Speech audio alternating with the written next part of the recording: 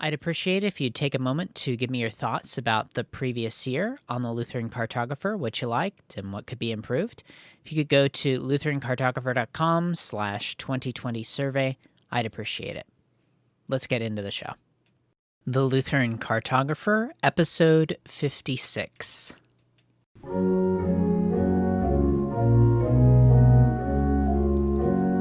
Welcome to the Lutheran Cartographer, the podcast where we explore what it's like to be Lutheran in different places. I'm your host, Nicholas Weber. Today we're going to Sheridan, Wyoming to talk to Pastor René Castillero, who is the assistant pastor of Immanuel Lutheran Church and also the lead teacher of their classical Lutheran school there. Pastor Castillero, welcome to the show. Thank you very much. Nice to be here and join all of you who are listening in. Help orient us geographically. Where exactly is Sheridan in Wyoming?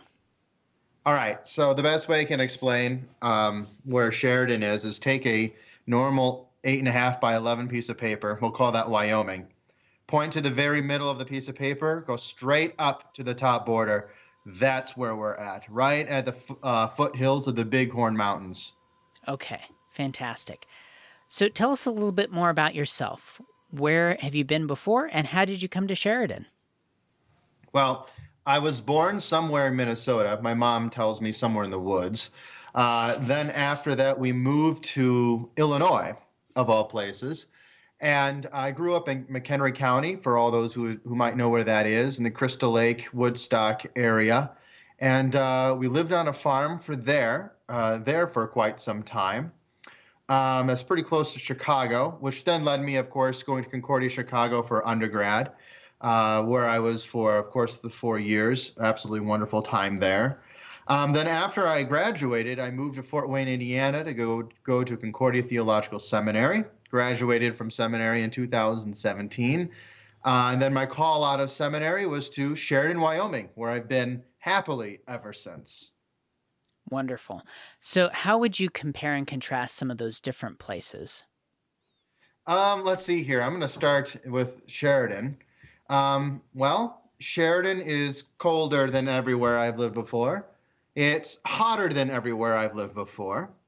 And it's drier than everywhere I have lived before. I remember when I first showed up, I moved here June 1st in 2017. And some of the members were helping me unload the U-Haul that I showed up in. And what did he say? Yeah, we got done moving. We're halfway done. And when I moved out of Fort Wayne, it had to be 90 degrees, 90% humidity, pouring, thunderstorming all outside when we were loading that U-Haul. The stuff wasn't even dry when we were unpacking it there up here in Sheridan yet. And when we were, David was his name, and he's breaking a sweat, lifting up boxes, moving it into the house, and he's complaining, "It is so hot today." It was 75 degrees, like 1% humidity outside. And my wife, Martha, and I were just like walking around, not breaking a sweat at all, thinking, hey, this is pretty great. This isn't wet at all. This is fantastic. 4 years later, I think I now leave the house whenever it's 75 degrees outside and it's sunny. And now I think that's just a little too hot, a little uncomfortable. You get that sun beating down on you and you think it's dry heat, right? That's awesome. Everyone coming from the Midwest loves the dry heat. But the problem with the dryness that we have out here is that it's so dry. Now, this is going to sound disgusting, so if you got a queasy stomach, you might as well stop listening. But you don't sweat out here. Well, you do, of course, but the sweat evaporates. So if you're trying to exercise, do lawn work outside in the mid-afternoon, you're going to love the fact it's dry heat until you realize, man, you're thirsty. And you get thirsty really fast. It's so dry that everything evaporates really, really quickly, and it's impossible to stay cool in the summer. And that's probably one of when it comes to climate, when it's more challenging. We try running. My wife and I would run out here, and we would have to go either in the mornings or in the evenings because if it's midday, forget it. It's just too hot. You overheat that fast. So it's definitely hotter than we have been. Now, when it comes to the cold and to the winters, is the first winter we were out here, we got a ton of snow. Absolutely loved it. And that's one of my favorite things. Love snow. but it's a very dry snow also. So a very light, fluffy, airy snow. Not as much of that good Midwestern blizzard heavy stuff that you break your back while it's shoveling. Um, but because of its dryness, if it's 32 degrees in summer, 32 degrees and sunny out, you could probably walk outside in just a t-shirt. And if you're going to go check your mail, you're not going to notice the difference between inside and out. Absolutely fantastic when it's here. So, of course, some of the other differences, not just climate-wise, but geographically, the mountains are gorgeous. Absolutely gorgeous. I only halfway joke around with the locals here that when Christ returns on Judgment Day, he's going to take a pit stop in Sheridan, Wyoming, because of how beautiful it is. Although I will not be disappointed if he goes the same way, if he returns the same way that he went and he goes straight there for the Middle East. Totally understand, Jesus. But I really think you should take a pit stop here. Absolutely beautiful. You can't get any better than this. You said earlier that you think there's no better place to live than where you're at, but you got to come out here.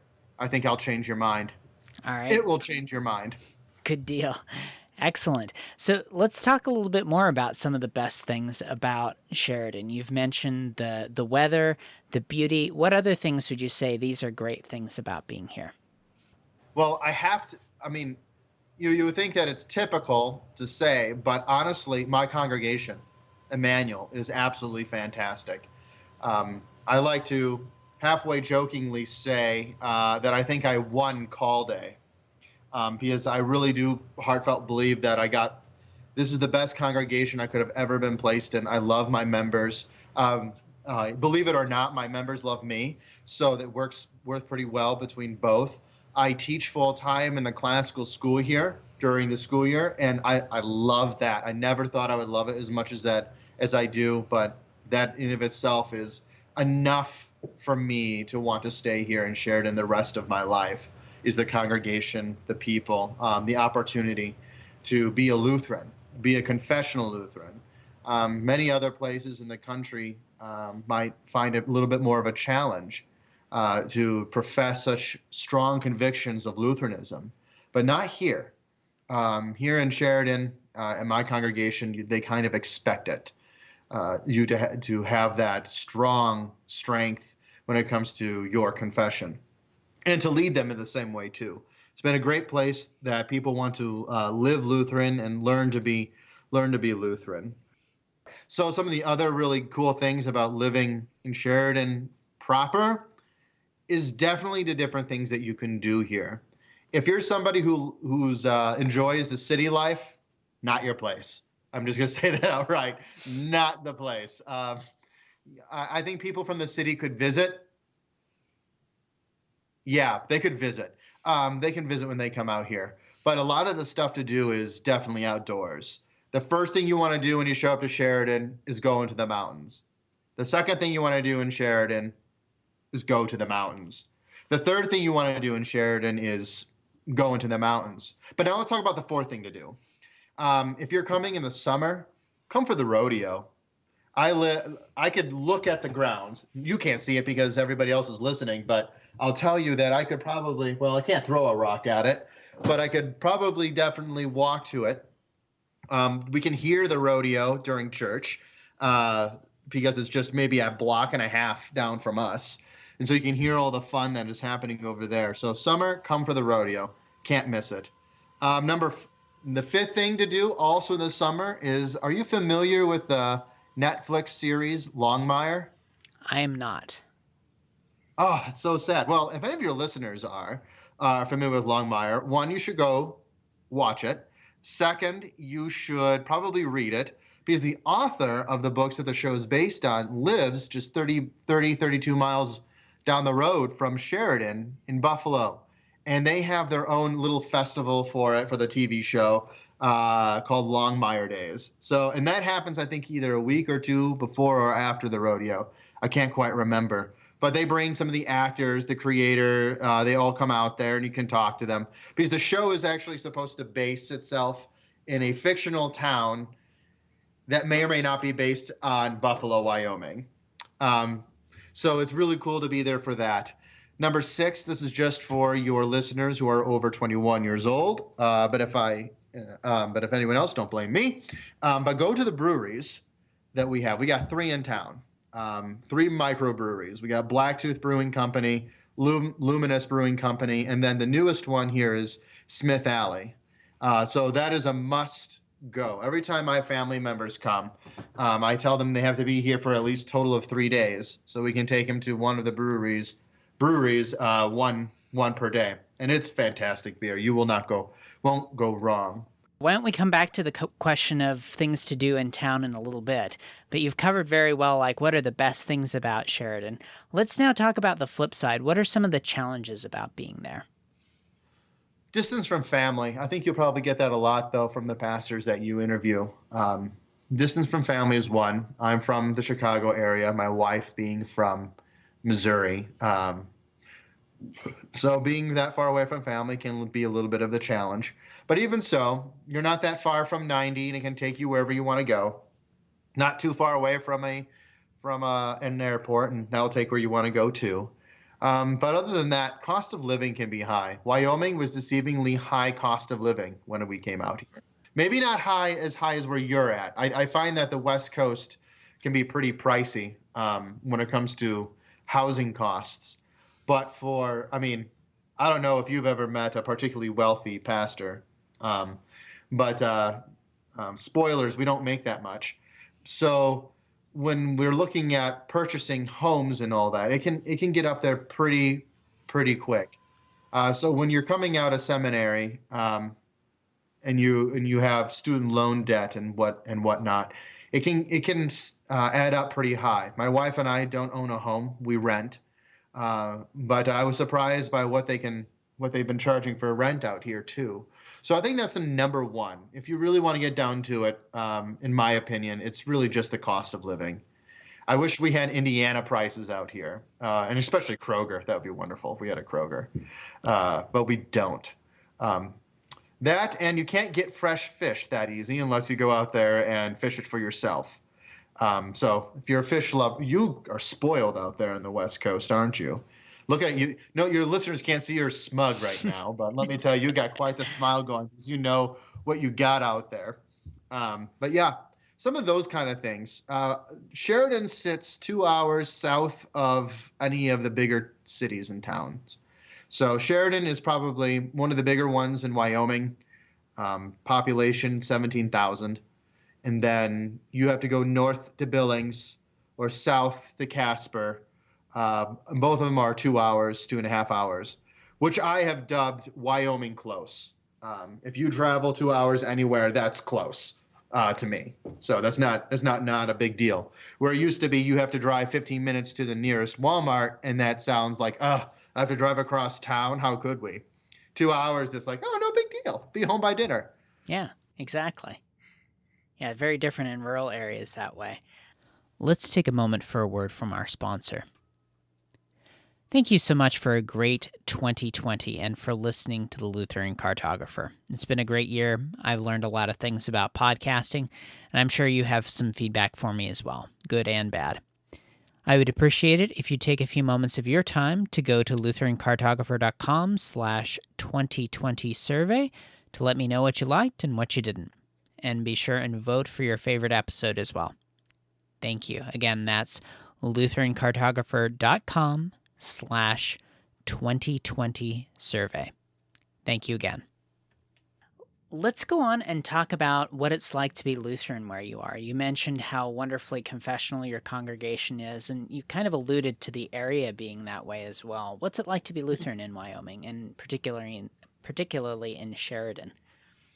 So in Sheridan, we're the only Missouri Synod Lutheran church in Sheridan.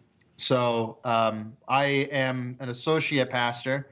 So I have a senior pastor over me, Pastor Paul Kane. So you could kind of say he's the bishop of Sheridan if you want, being the fact he's the highest ranking Missouri Synod Lutheran in Sheridan.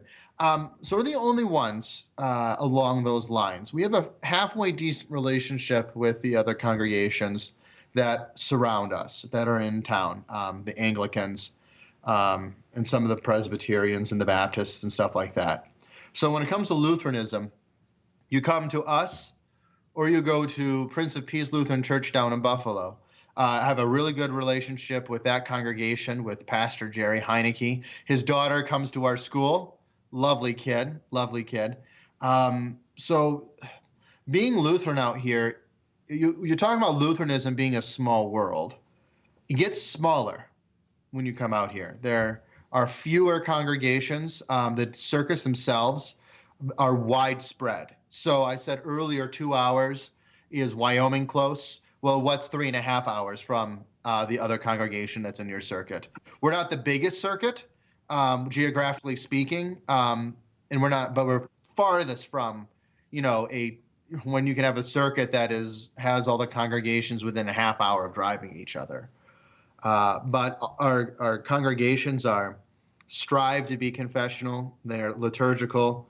They have many different options when it comes to services, service times, I mean, not styles, but service times. All of them are, steeping themselves in the Lutheran confessions and the scriptures, and you simply can't go wrong.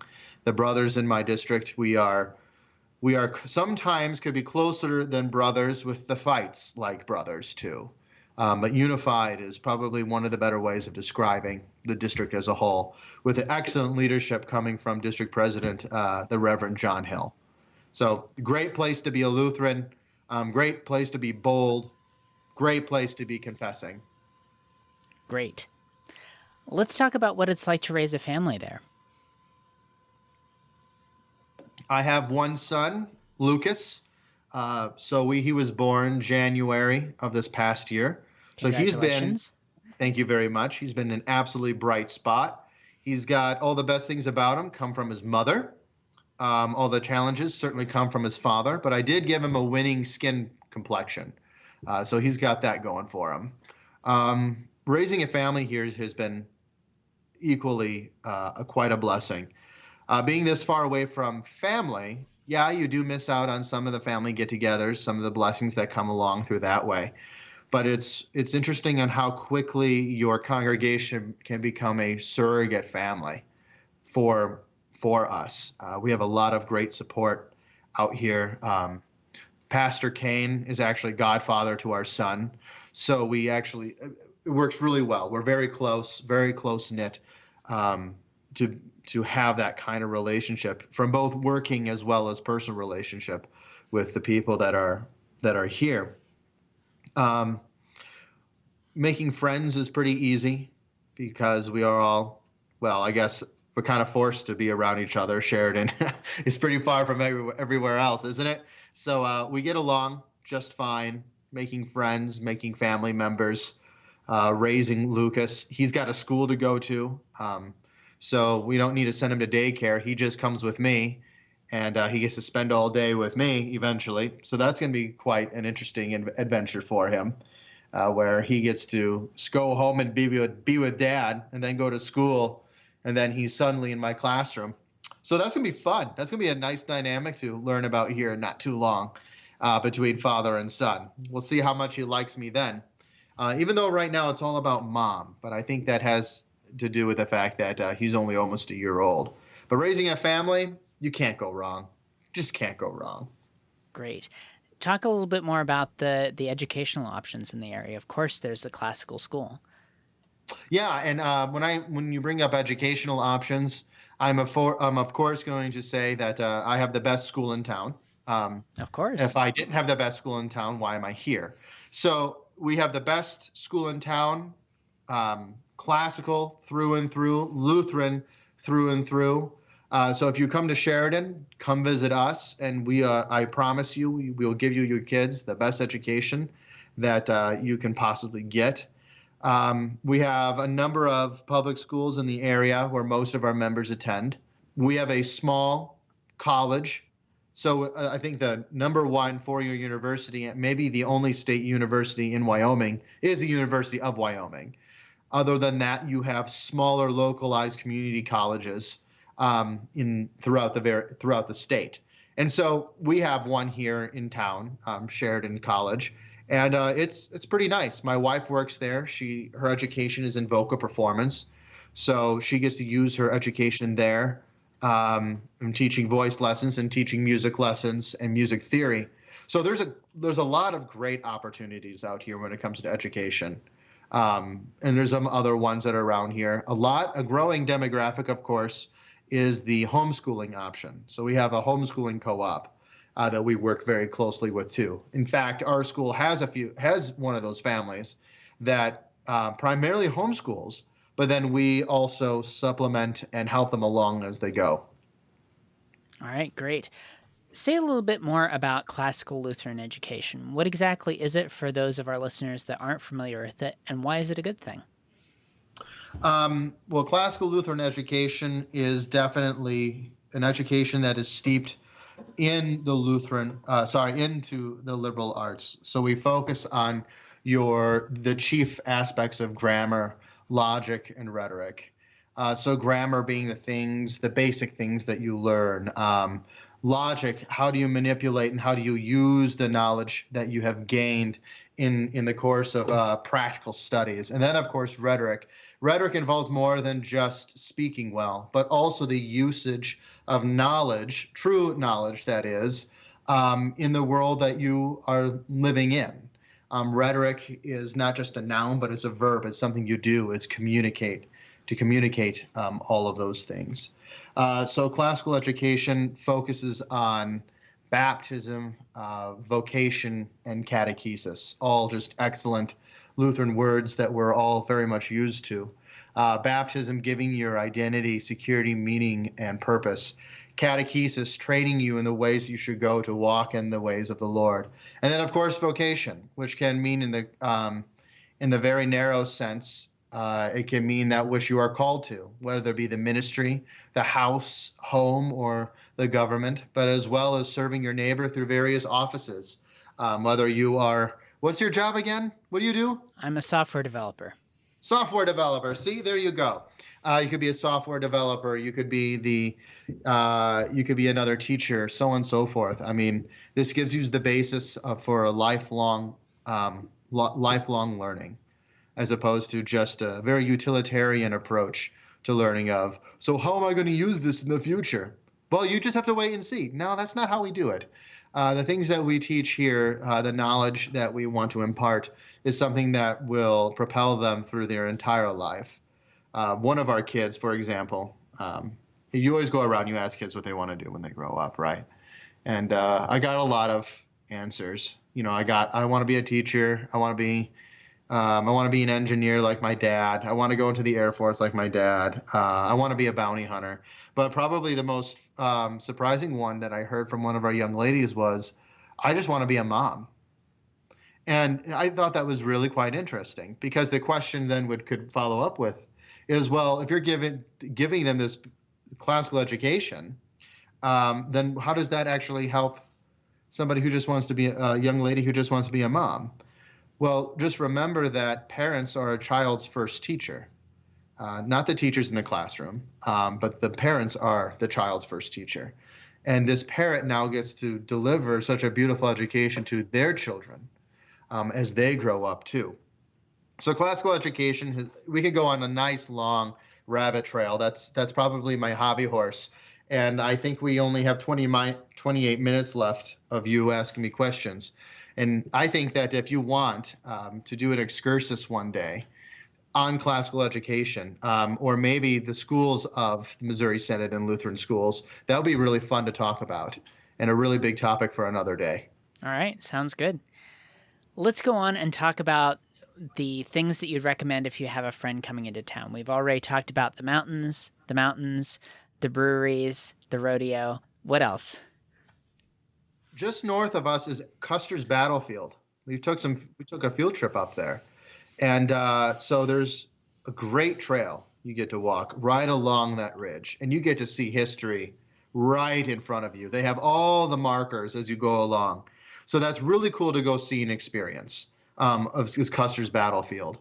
Like I said earlier, go down to Buffalo, eat at the Busy Bee, which is probably their best known restaurant that's down there. A really neat Indian museum and art museum we have in town is called the Brynton Museum. Go over there and visit there. They have a lot of coupons, so you can go there for free. If you come in the winter, drive down to Casper, because the Bighorns are great. We got some great skiing resorts up there. Don't get me wrong. But if you're coming here and you have a day, drive down to Casper and ski on Casper Mountain. Again, in the winter, we have you ever heard of Skidjoring? Many of my listeners have not. So, okay. So think of it like one of those rodeo games where you're racing down the track, but instead of being in a wagon or a cart, you're on skis. So all these people racing down, you attach your ski, you got your reins, right? And you're on behind your horse. The horse goes right down the street. You're behind, and there's all these jumps and stuff that you go over. So it's really neat. And I've never seen it before or heard about it before until I moved here, where all the snow, that's another thing about Sheridan, is when it comes to plowing streets, it just doesn't happen, except on the main roads. So the plowing that they do, they'll gather it all up, put it in the back of the snow of dump trucks, move it to another location. And then I think February-ish, late January, mid-February, they take the dump trucks, fill it back up with snow, shut down a road, lay the snow down, pack it down with the tractors, and then Saturday morning you head out there and you watch these guys race down this snow-covered trail, skiing behind them. I don't know how bored someone got to come up with this, but it's absolutely brilliant to watch. Absolutely brilliant to watch them race down this track and go over these neat little bumps in the road and watch people go flying through it. And it's cool. You gotta be there to experience it. Great. All right.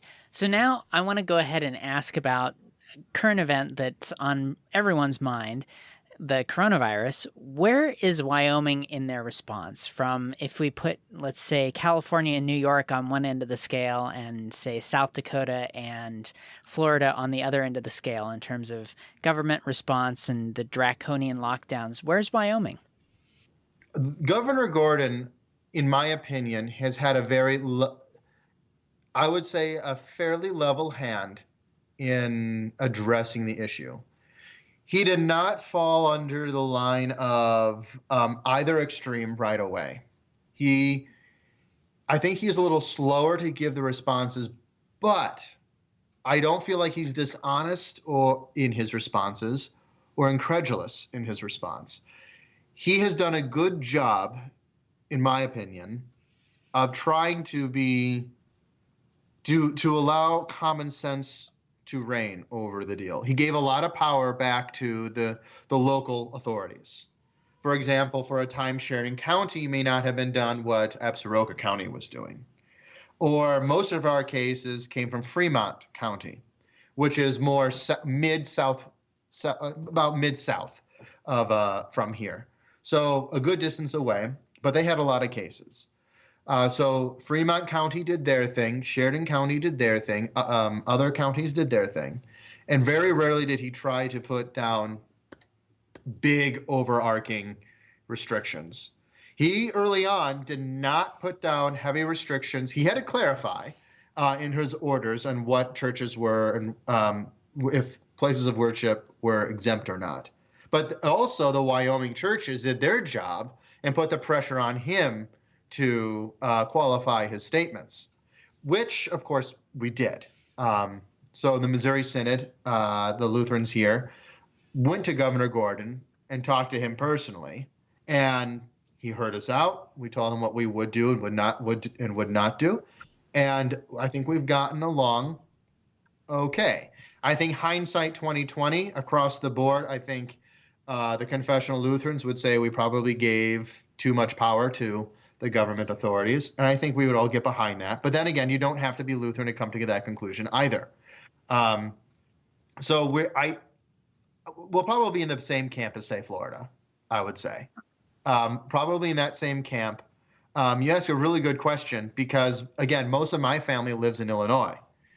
And if you have any Illinois listeners, you probably will, I'm sure you have Illinois listeners, their response and what they hear around them will probably be very different from the way the Wyoming people talk about these things. The extremes that are happening in northern Illinois, where my family is, they are so ingrained in this COVID stuff. Like nothing else in the world exists but COVID. If it's not COVID, who knows? 2020 is just falling apart left and right. The world's going to end. The pigs are flying. Russia is parachuting into our towns and our gates and all of those kind of things, right?